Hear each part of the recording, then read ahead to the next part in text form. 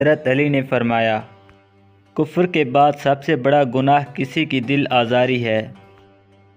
جب کوئی دوست تمہیں اپنا راز بتائے تو سمجھ لینا کہ وہ اپنی عزت تمہیں امانت دے رہا ہے، اس میں کبھی بھی خیانت مت کرنا۔ کسی کا عیب تلاش کرنے والے کی مثال اس مکھی جیسی ہے جو سارا خوبصورت جسم چھوڑ کر صرف زخم پر بیٹھتی ہے۔ وقت اور دولت دو چیزیں ہیں جو انسان کے اختیار میں نہیں۔ وقت انسان کو مجبور اور دولت مغرور بنا دیتی ہے۔ سب سے پہلی محبت عبادت یہ ہے کہ انسان مصیبت میں صبر کر کے اللہ پاک سے مدد کا منتظر رہے۔ تین چیزیں ایمان کو تباہ کر دیتی ہیں: امیر لوگوں کی محفل، عورتوں کی صحبت، جاہلوں کی بحث۔ جو شخص تمہارا غصہ برداشت کر لے اور ثابت قدم رہے تو وہ تمہارا سچا دوست ہے۔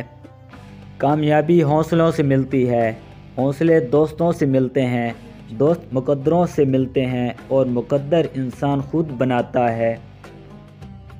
100 دوستوں سے بہتر وہ ایک دشمن ہے جو دل میں نفرت تو رکھتا ہے، منافقت نہیں کرتا۔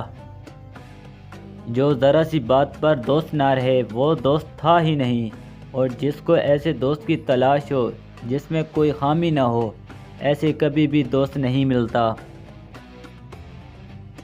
رشتوں کی خوبصورتی ایک دوسرے کی بات کو برداشت کرنے میں ہے۔ بے عیب انسان تلاش کرو گے تو اکیلے رہ جاؤ گے۔ ایسی غربت پر صبر کرنا جس میں عزت محفوظ ہو، اس امیری سے بہتر ہے جس میں ذلت و رسوائی ہو۔ انسان کے کردار میں دو منزلیں ہیں: دل میں اتر جانا یا دل سے اتر جانا۔